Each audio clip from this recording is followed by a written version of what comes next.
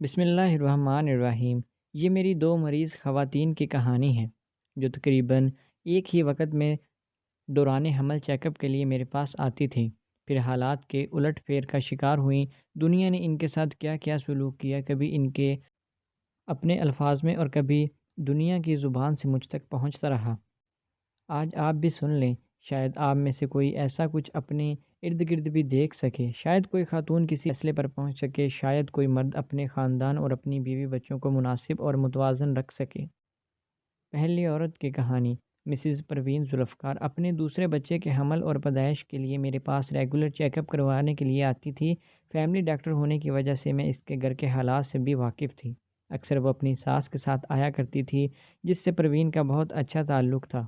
پروین کے سسر وفات پا چکے تھے۔ شوہر ذوالفقار لوکل روڈ پر ویگن چلاتا تھا۔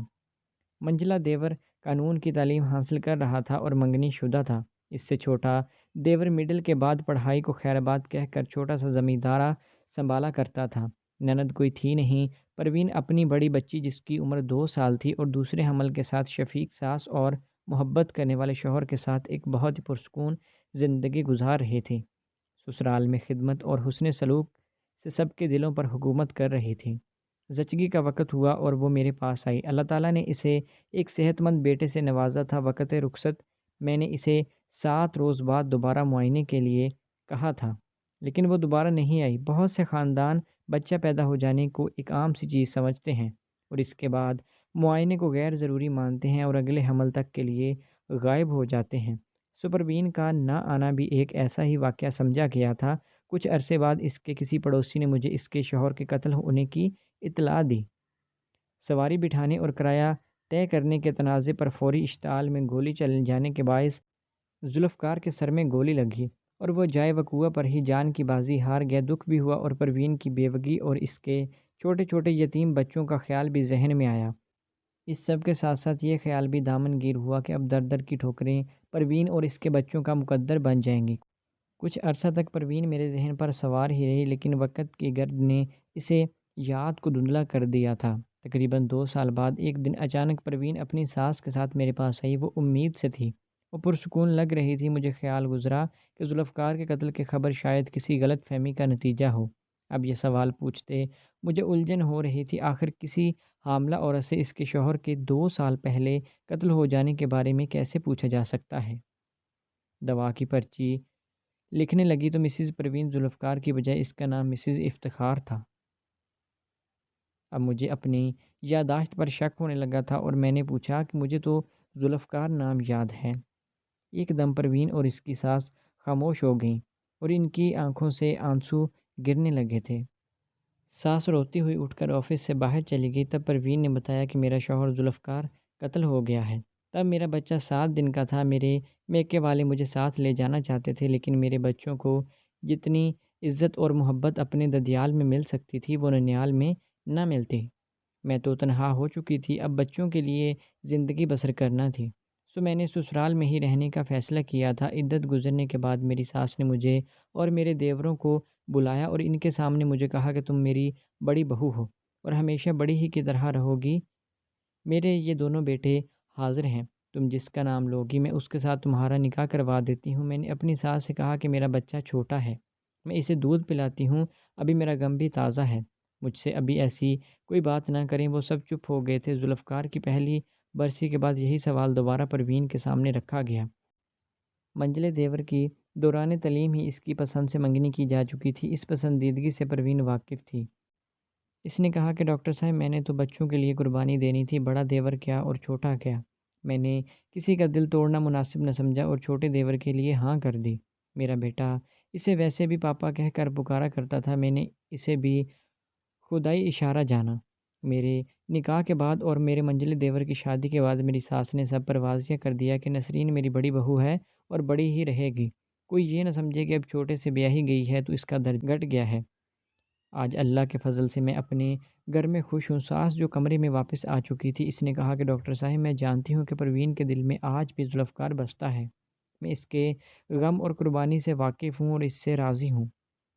ہاں، میں اور پروین اکیلے بیٹھ کر کبھی کبھی ذوالفقار کو یاد کر کے روتے ہیں۔ میں نے 30 سال بیوگی کاٹی ہے، میں جانتی ہوں کہ بیوگی کا دکھ کیا ہوتا ہے، بھلا میں اپنے پوتوں کو یتیم کیسے رہنے دیتی؟ پروین جوان ہے، اس کی شادی کہیں اور ہو جاتی تو میرے پوتے رل جاتے۔ میرے بیٹوں سے زیادہ کوئی ان بچوں کو اپنا نہیں سمجھ سکتا، چچا ہی صحیح، لیکن خون تو ایک ہی ہے نا۔ دوسری کہانی۔ مسز سکینہ اشفاق اپنے تیسرے بچے کی پیدائش کے لیے میرے پاس آتی تھی۔ اس کے بڑے بیٹے طلحہ کا علاج بھی میری زیر نگرانی ہوا تھا۔ جب 1 سال کے طلحہ کو نمونیا بگڑ جانے کی وجہ سے چائلڈ اسپیشلسٹ نے لا علاج قرار دیا تھا، تب طلحہ کو اس کی دادی اور پریشان حال باپ میرے پاس لائے تھے۔ میں نے انتہائی بیمار صورتحال واضح کر کے اللہ کا نام لے کر بچے کا علاج کیا اور الحمدللہ طلحہ کو رب کریم نے شفا عطا کی۔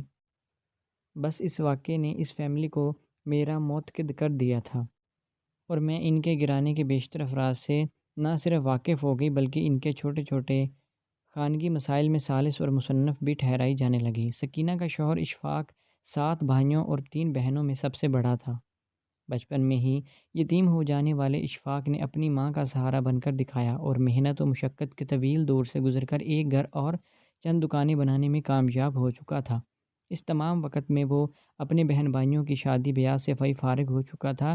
اس نے اپنے چھوٹے بہن بھائیوں کے بعد اپنی شادی کے لیے ہاں کی۔ بیوی بھی اچھی شکل و صورت کی تھی اور کم عمر بھی ملی۔ اشفاق خوش تھا۔ دیر سے شادی ہونے کے باعث اس کے بچے اپنے چچا زاد بہن بھائیوں سے کم عمر تھے۔ واضح رہے کہ یہ تمام بھائی اشفاق کے بنائے گئے گھروں میں ہی رہائش پذیر تھے اور اسی کی دکانوں پر کام کرتے تھے جس کا انہیں معاوضہ ادا کیا جاتا تھا۔ گھر کا بڑا ہونے کی وجہ سے گھر کا سودا سلب بھی اشفاق ڈلوا کر دیتا تھا۔ اشفاق نے بہن بھائیوں سے شدید محبت کی اور کبھی اس نے اپنے بچوں اور ان کے بچوں میں فرق روا نہ رکھا۔ اس لیے اس کے بچوں کو اس کے بھائی اپنی اولاد سے بھی زیادہ پیار کرتے اور سکینہ کو کم عمر ہونے کے باوجود رشتے کی مناسبت سے بھابھی ماں کہتے تھے۔ ساس کی دعاؤں کا بیشتر حصہ اشفاق اور اس کی اولاد کے گرد گھومتا رہتا تھا۔ سکینہ بھی خوش تھی۔ عزت، محبت، مان، مرتبہ، اولاد، محبوب شوہر، سب کچھ تھا اس کے پاس۔ کبھی کبھی دبے دبے الفاظ میں شوہر کو سمجھاتی کہ بچوں کے مستقبل کے لیے کچھ پس انداز کر لیں، تو وہ کبھی تو ہنس کر ٹال دیتا تھا اور کبھی کبھی کچھ کاغذات وہ سکینہ کے حوالے کرتا اور سنبھال کر رکھنے کو کہتا۔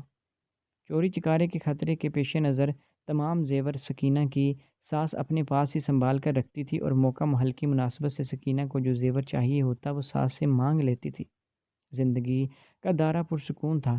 طلحہ بیمار ہوا تو میں ان کی زندگیوں میں داخل ہوئی اور ان کی فیملی ڈاکٹر کم اور فیملی ممبر زیادہ بن گئے۔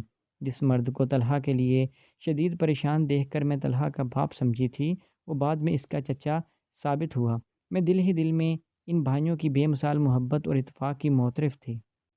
ان کی ماں تیز تیز لہجے میں بولنے والے، گیلی گیلی آنکھوں اور کھچڑی والی سادہ سی خاتون تھی جو ہر وقت اپنی اولاد کے لیے دعا گو رہتی تھی۔ پھر وقت نے کروٹ لی اور اشفاق 45 سال کی عمر میں دکان پر کام کرتے کرتے پہلے ہارٹ اٹیک سے جان بر نہ ہو سکا۔ صبح سکینہ سے جلد واپس آنے کا وعدہ کر کے جانے والا کبھی واپس نہ آ سکا۔ میکے والوں نے رسم کے مطابق سکینہ کو واپس چلنے کا کہا تو سکینہ کا دل نہ مانا کہ اتنے محبت کرنے والے اپنی بچوں جیسے دیور دیورانیوں کو چھوڑ کر جائے۔ آخر ان میں اور اشفاق کے بچوں میں کوئی فرق ہی نہیں تھا۔ میکے والے دعائیں دیتے واپس گھر لوٹ آئے تھے۔ چند روز غم میں گزرے۔ غم سے نڈال سکینہ کمرے میں پڑی رہتی اور روتی رہتی۔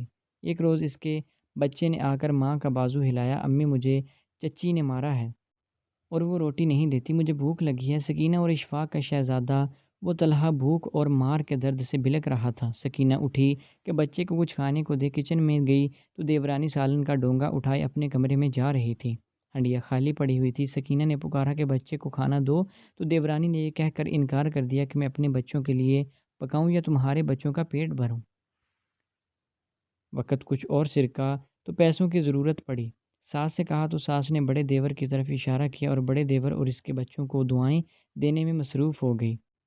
بڑے دیور سے پیسے بینک سے نکلوا کر دینے کو کہا تو اس نے جواب دے دیا، بھابھی روٹی پانی ملتی ہے نا تمہیں، بچوں کو پڑھاتے بھی رہیں گے، باقی روپیہ پیسہ جائیداد بچوں کی امانت ہے، ان کو بڑا ہو جانے پر دے دیں گے، تم چپ کر کے اپنا وقت گزارو، جو چاہے ہو ہم میں سے کسی کو بھی کہہ دیا کرو، ہم تمہیں لا کر دے دیں گے۔ کم عمر، کم تعلیم یافتہ دکھ سے چور سکینہ کچھ سمجھ کر کچھ نہ سمجھی اور جیسے تیسے وقت گزارنے لگی۔ زیور ساس کے پاس اور جائیداد اور پیسہ دیوروں کے پاس تھا۔ سودا سلف کے لیے کسی دیور کو پکارتی تو اس دیور کی بیوی کا موڈ خراب ہو جاتا اور اس دن گھر میں لڑائی ہو جاتی۔ دیورانیاں اپنے شوہروں کو بیوہ کم عمر خوبصورت جٹھانی سے بچانے لگی۔ بیوہ سکینہ اپنی راجدھانی میں قید تنہائی کا شکار ہو گئی تھی۔ سکینہ کے بچوں کو تربیت کے نام پر کبھی چچا زاد بہن بھائیوں اور کبھی کسی چچی کی شکایت پر چچا سے مار پڑنے لگی۔ ایک روز تو حد ہی ہو گئی جب طلحہ کے ہاتھوں اور کپڑوں پر گریس کے دبے دیکھے تو پتہ چلا کہ طلحہ کا اسکول چھڑوا کر ورکشاپ پر کام سکھانے کے لیے بھیج دیا گیا ہے، کیونکہ اسکول کی فیس دینے کے لیے چچا کے پاس پیسے ختم ہو گئے تھے۔ سکینہ نے ایک پڑوسن کی مدد سے اپنے بھائی سے رابطہ کیا، کیونکہ مشترکہ خاندان میں وہ سب کے سامنے اپنے میکے والوں کو سب اچھا کی رپورٹ دینے کی پابند تھیں۔ اپنے بھائی کے مشورے سے سکینہ نے کچھ فیصلے کیے، اپنی ساس سے سگے بھانجے کی شادی میں جانے کی اجازت طلب کی اور اپنا زیور مانگا، جو واپسی کی ہزاروں یقین دہانیوں کے بعد اسے دیا گیا تھا، کیونکہ بہرحال بھانجے کی شادی میں شرکت سے روکنا یا زیور کے بغیر سکینہ کا شادی میں شریک ہونا سکینہ کے میکے والوں کو مشکوک کر سکتا تھا۔ سکینہ اپنے بچوں کے ساتھ اپنا زیور اور جائیداد کے جو کاغذات اس کے پاس تھے وہ تمام لے کر بھائی کی ایمان میں چلی گئی۔ زندگی وہاں بھی آسان نہ تھی۔ بھابھیاں اس ذمہ داری سے بیزار تھیں، لیکن بھائی سکینہ کا حوصلہ تھا۔ کورٹ میں جائیداد کے حصول کے لیے کیس کیا گیا۔ سکینہ کے حق میں فیصلہ آ گیا۔ اب سکینہ اپنے بچوں کے ساتھ اپنی ذاتی گھر میں پرسکون ہے۔ اس کا گھر بھائی کے گھر کے ساتھ ہی ہے اور سکینہ کے بچے اسی اسکول میں پڑھتے ہیں جس میں اس کے بھانجے پڑھتے ہیں۔ دنیا اس سے بھی برا سلوک کر سکتی ہے۔ والدین اپنی بیٹیوں کو تعلیم اور کارآمد ہنر دے کر رخصت کیا کریں۔ دین اور دنیا کی سمجھ بیٹی کو والدین دیتے ہیں، اسی لیے بیٹی کو بوجھ سمجھ کر کم عمری میں بیاہ دینے کی بجائے اپنے بیٹوں کی طرح تعلیم اور شعور دے کر رخصت کیا کریں۔ لڑکیاں بالکل نوکری مت کریں۔ اگر شوہر بہترین طریقے سے آپ کی ضروریات پوری کر رہا ہے، غور کریں۔ میں نے ضروریات کہا ہے، خواہشات نہیں، کیونکہ خواہشات کی کوئی حد نہیں ہوتی، لیکن ہر لڑکی کو اس قابل ہونا ضرور چاہیے کہ وہ ضرورت پڑنے پر اپنے قدموں پر کھڑی ہو سکے۔